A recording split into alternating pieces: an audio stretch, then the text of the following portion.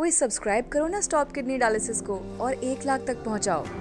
जब किसी व्यक्ति की किडनी खराब हो जाती है और वह अपनी किडनी ठीक करने के लिए एलोपैथी का सहारा लेता है तो डॉक्टर उसे शुरुआत में डायलिसिस करवाने के लिए कहते हैं। लेकिन एक समय ऐसा आता है जब डॉक्टर किडनी रोगी को जल्द से जल्द किडनी ट्रांसप्लांट करवाने के लिए कह देते हैं और मजबूरन अपनी जान बचाने के लिए किडनी रोगी को इस गंभीर ऑपरेशन को करवाना पड़ता है। किडनी रोगी को लगता है कि अब वह हमेशा स्वस्थ रहेगा, लेकिन क्या आपको मालूम है कि किडनी ट्रांसप्लांट का ऑपरेशन बहुत मुश्किल से सफल होता है और अगर ऑपरेशन सफल भी हो जाए तो कुछ समय बाद रोगी को बहुत सारी शारीरिक समस्याएं होने लगती हैं, जिसकी वजह से रोगी किडनी ट्रांसप्लांट के बाद भी ठीक नहीं रह पाता।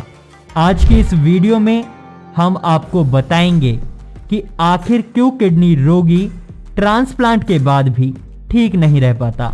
नमस्कार, आपका स्वागत है हमारे YouTube channel stop kidney dialysis में, जहां आपको मिलेगी किडनी और किडनी डाइट से जुड़ी सारी जानकारी बस एक क्लिक में। सबसे पहले जानते हैं किडनी ट्रांसप्लांट के लिए कौन कौन अपनी किडनी दान कर सकता है। जिस व्यक्ति की किडनी ट्रांसप्लांट की जा रही है उस व्यक्ति का कोई भी करीबी अपनी किडनी उसे दान में दे सकता है, जो कि उसका भाई, बहन, माता या पिता भी हो सकता है। इसके अलावा और भी कोई करीबी संबंधी किडनी रोगी को अपनी एक किडनी दान कर सकता है।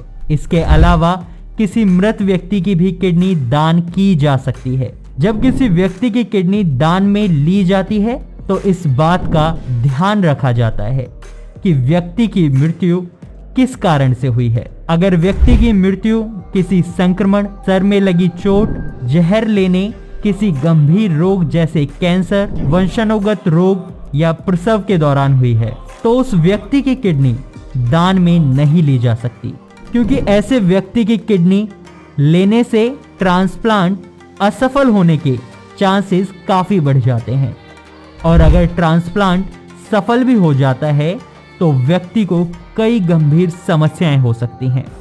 एक बार जब किडनी ट्रांसप्लांट हो जाता है तो बारी आती है महंगी महंगी दवाइयों की, जो कि किडनी रोगी को इसलिए दी जाती हैं कहीं ट्रांसप्लांट असफल ना हो जाए। इन दवाओं में प्रोग्राफ, साइक्लोस्पोरिन, सेलसिप्ट, रेपाम्यून और प्रेडनिसोन जैसी दवाएं शामिल हैं। ये दवाएं किडनी ट्रांसप्लांट करवाने के बाद लेना काफ़ी ज़रूरी होता है, जो कि कई सालों तक रोगी को लेनी होती हैं। इन दवाओं के अलावा रोगी को ब्लड प्रेशर और शुगर की दवाएं भी दी जाती हैं। किडनी ट्रांसप्लांट करवाने और इन दवाओं को लेने के बाद रोगी को उम्मीद होती है कि अब वो जल्द ही स्वस्थ हो जाएगा। लेकिन कहानी अब शुरू होती है, क्योंकि इन दवाओं को लेने से रोगी को काफ़ी समस्याएं होने लगती हैं, जिसमें सर दर्द, जी मचलना, उल्टियां आना, पेट खराब होना, हाई ब्लड प्रेशर, बुखार और कपकपी होना, बालों का झड़ना, हाथों पैरों में झुंझुनी होना, सूजन आना और सोने में परेशानी होने लगती है। जब रोगी को ये सभी समस्याएं होने लगती हैं तो डॉक्टर उन्हें इन सभी समस्याओं को दूर करने के लिए और दवाइयाँ देना शुरू कर देते हैं, जिससे उन्हें और भी समस्याएं होने लगती हैं, जिसमें ब्लड प्रेशर सबसे तेजी से बढ़ने लगता है और पेशाब से जुड़ी समस्याएं भी तेजी से बढ़ने लगती हैं। समय के साथ साथ किडनी रोगी को एक बार फिर से वही सब समस्याएं होना शुरू हो जाती हैं, जिसकी वजह से उन्हें किडनी ट्रांसप्लांट का रुख करना पड़ा था।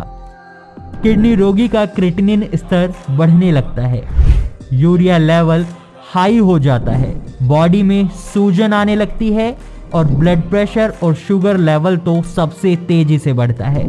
इन सभी समस्याओं के साथ साथ किडनी ट्रांसप्लांट रोगी को कई तरह के संक्रमण होने लगते हैं। इसमें ब्लड इन्फेक्शन सबसे ज़्यादा होता है, यूरिन इन्फेक्शन, ब्लीडिंग, पेट में ऐंठन, मुहासे, मूड स्विंग, अनीमिया, गठिया, दौरे पड़ना, शुगर लेवल अचानक से बढ़ना या कम होना, किडनी कैंसर, वजन बढ़ना और दिल से जुड़ी समस्याएं भी होने का खतरा बना रहता है। इन सभी समस्याओं के साथ ही रोगी का क्रिएटिनिन स्तर भी बढ़ने लगता है, जिसकी वजह से डॉक्टर उन्हें एक बार फिर से डायलिसिस शुरू करवाने की सलाह देते हैं। तो कहानी जहां से शुरू हुई थी वापस वहीं आ खड़ी होती है।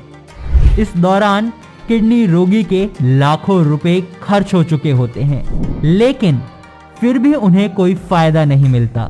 काफी बार तो किडनी ट्रांसप्लांट 5 मिनट के अंदर ही असफल हो जाता है और अगर समय सही रहा तो ज्यादा से ज्यादा 3-4 साल तक ही सही से चलता है और इस दौरान भी उन्हें कई समस्याएं होती रहती हैं। इसलिए स्टॉप किडनी डायलिसिस हमेशा कहता है कि एलोपैथी छोड़ो, आयुर्वेद को अपनाओ और अपनी खराब हुई किडनी को ठीक कराओ। तो आज के लिए बस इतना ही। धन्यवाद।